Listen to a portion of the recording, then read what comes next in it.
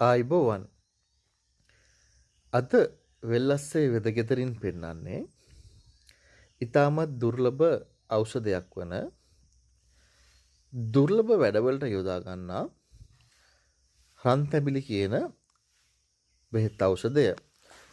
මේ රන්තැඹිලි කියන බෙහෙත් ඖෂධයේ ගෙඩි දෙක තුනක් වගේ තමයි ප්‍රමාණයක් එක ඉත්තක හටගන්නේ. ඉතින් මේ කුරු ගෙඩි මෙන්න බලන්න මේ කුරු ගෙඩි වල ඇතුලේ වේයන් වැනි චූටි සතෙක් ජීවත් වෙනවා. මේ ඉත්තෙන් තමයි දැන් මේ ගෙඩි කඩලා ගත්තේ. නමුත් හිතා ගන්න බෑ මේ ඉත්ත ඇතුලේ කොහොමද ජීවත් වෙන්නේ කියලා. මේ ගෙඩි ඇතුලේ ඉත්තේ තියෙන. ඉතින් මේ රන්තැඹිලි ගෙඩිය අපි ගන්නකොට මේ රන්තැඹිලි ගෙඩියේ අපි නැට්ට පැත්තෙන් නෙමෙයි ඉස්සරහ පැත්තෙන් උනත් කපනකොට නිකම්ම කැපෙනවා. ඒ කියන්නේ කිසිම අමාරුවක් නැහැ. පුළුන් වගේ. ඉතින් මේ රන්තැඹිලි ගෙඩියේ නැට්ට පැත්තේ මෙන්න මේ ආකාරයට තද රෝස පාටක් ගන්නවා. කපපුවාම ඊටමත් තද රෝස පාටක් මෙන්න මේ විදිහට මේ තැඹිලි ගෙඩියේ දක්නට ලැබෙනවා. මෙම තැඹිලි රන්තැඹිලි විශේෂයෙන්ම ගන්නෙ මෙන්න මේ විදිහට රෝස පාට තියෙන්න ඕන අනිවාර්යෙන්ම රන්තැඹිලි වල. මෙම තැඹිලි විශේෂයෙන්ම ගන්නෙ නඩු අවස්ථාවලදී ඒ වගේම වශීකර්ම වැඩ කටයුතු වලදී නඩු දිනීමට ඒ වගේම ප්‍රභූවරයන් බැහැ දකින්න යන අවස්ථාවලදී ඒ වගේම සර්වජන වශයට ඒ වගේම තවත් ගන්නවා කෙනෙක්ව වශී කරගන්න. කියන්නේ අපි හිතන්නකො ඉනාවක් දෙන්න වගේ දේවල් වලටත් මේ රන්තැඹිලි තෙල් ගන්නවා. ඊට අමතරව යන්ත්‍ර මන්ත්‍ර ශාස්ත්‍ර වැඩ කටයුතු වලදී මේ රන්තැඹිලි ගෙඩියේ උඩ මෙන්න මේ විදිහට කපලා මේ උඩ ගොක්කොල වලින් වටේට සරසලා විශේෂත යන්ත්‍ර ජීවම් කිරීමට මේ රන්තැඹිලි ගෙඩිය ගන්නවා. ශක්තිය ප්‍රබව මේ යන්ත්‍රවලට ගැප් කර ගැනීමට තියෙන විශාලම ශක්තියක් මේ රන්තැඹිලි ගෙඩියේ තියෙනවා.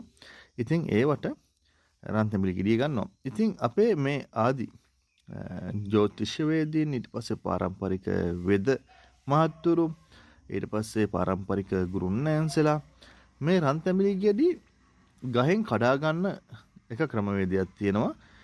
රාත්‍රී 12ත් පාන්දර 3ත් අතර නිර්වස්ත්‍රව පිලා පිළිහුඩු වලින් තොරව කෙනෙක් ගසට නංගවලා ඊට පස්සේ මේ රන්තැඹිලි ගෙඩි කඩන්නේ දකුණට කරකවලා. වමට කරකලා කඩන්නේ දකුණට කරකවලා කඩන්නේ. ඒ කඩන රන්තැඹිලි ගෙඩි බිම දාන්නේ නැතුව හිමින් සීරුවේ බිමට බා ගන්න ක්‍රමවා. ඉතින් මේ බාගෙන ඉවර වෙලා මයි රන්තැඹිලි ගෙඩි ලීයකින් තමා ගෙඩිය ගලව ගන්නේ. කඩමේ කෙල්ලෙන් ගලව ගන්නේ. ඊට පස්සේ එළියෙන් තමයි හුල හදලා ගලව ගන්නේ. ඊට අමතරව මේක දෙකට පලා ගන්නෙත් ලීයකින්. විශේෂයෙන්ම මේකට සඳුන් ලීය තමයි ගන්නෙ. ඊට පස්සේ සඳුන් ලීයකින්ම තමයි හිරවනේ හදාගන්නේ. කිසිම ආකාරයක යකඩයක් අහුවෙන්නේ නැති වෙන ආකාරයකට මේ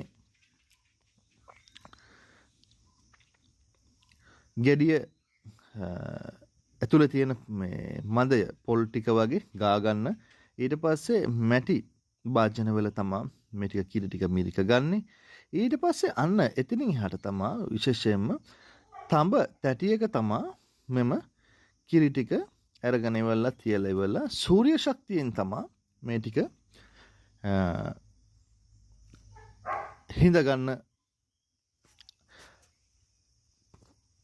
ගන්න ක්‍රමවේදය. ඊට අමතරව හිඳ ගන්න ක්‍රමවේදයත් එක්ක උඩට උඩුවියන් බැඳ ඊට පස්සේ සතර කොනේ සතර දෙවියන්ට පහන් පත්තු කරලා ඊට පස්සේ යට හරියට හොඳට මලුවක් හදලා ඒ මලුවට බෙහෙත් ඖෂධ විවිධ කොළ වර්ග දානවා.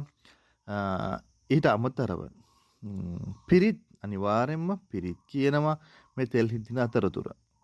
එතකොට උඩට උඩුවියන් බඳී කියනකොට කොහොමද සූර්ය ශක්තියෙන් මේ තෙල් එක හිඳගන්නේ කියන එක කෙනෙකුට ප්‍රශ්නයක් වෙන්න පුළුවන්. නමුත් මේ ගන්න උඩට ගන්න ඒ උඩු වියන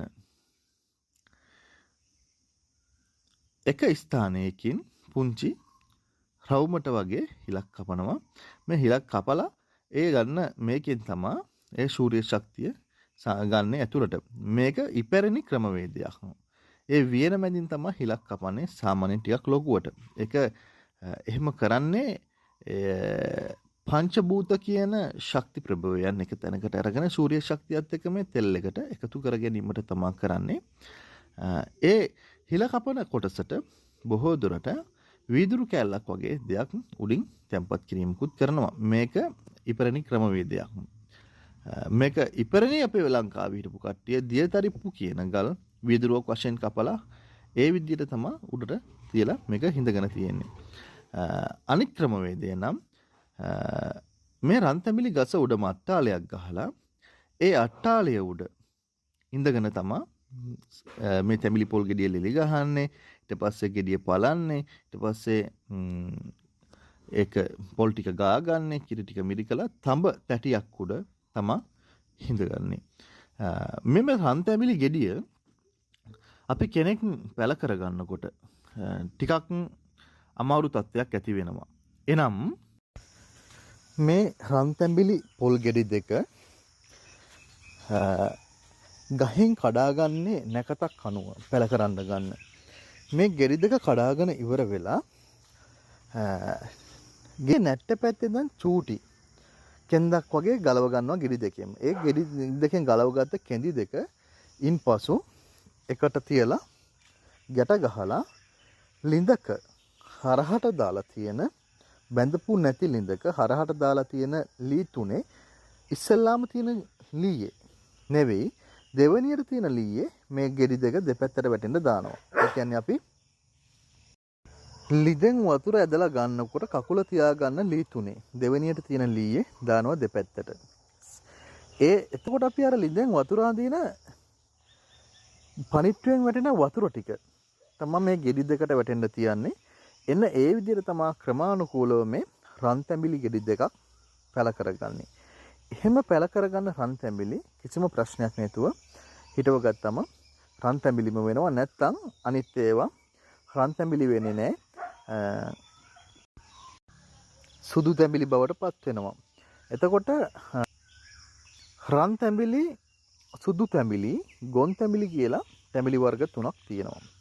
මේකෙන් ඉතාමත් දුර්ලභ තැඹිලි තමයි මේ රන්තැඹිලි කියන විශේෂය. ඉතින් භූමියේ පිහිටීම අනුවත් මේ රන්තැඹිලි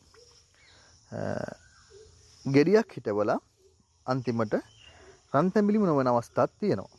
අනිත් එක මේකට අත්ගුණෙත් බලපානවා. ඉතින් අපි ඔබට වෙල්ලස්සේ වෙදගෙදරින් හඳුන්වලා දෙන්නේ මේ රන්තැඹිලි කියන ඉතාමත් දුර්ලභ බෙහෙත් ඖෂධය මන්ත්‍ර ශාස්ත්‍රීය වැඩ කටයුතු වලටද නැත්නම් යන්ත්‍ර ජීවපකරන අවස්ථාවලදීද විශේෂිත තෙල් හිඳ ගන්න අවස්ථාවලදීද රන්තැඹිලි පොල් ගන්නවා. ඊට පස්සේ ස්නායුආබාධ රෝගවලටද මේ රන්තැඹිලි තෙල් ගන්නවා. තෙල් කිර හිඳ ගන්න. ඉතින් මේක ගොඩක් දුර්ලභ නිසා වේද මහතුරු හොයාගන්න නැති නිසා තැඹිලි පොල් වල කිරි ගන්න අවස්ථා තියෙනවා. නමුත් හන්දියක් භග්නේ වුණ අවස්ථාවකදී ඒ හන්දිය පාස් වුවට පස්සේ නැවත වතාවක් ඒ හන්දියේ සෛල ටික වර්ධනය කරගන්න ගන්නා වූ තෙල් කිර නැත්නම් අස්තිය වේදනාවක් ඇති වෙනවා නම් ඒ වේදනාව නැති කරගන්න ගන්නා වූ තෙල් කිර හිඳ ගැනීමට මේ රන්තැඹිලි පොල් ගන්නවා. ඊටමත් දුර්ලභයි මේක. සියලු දෙනාටම සුබ දවසක්.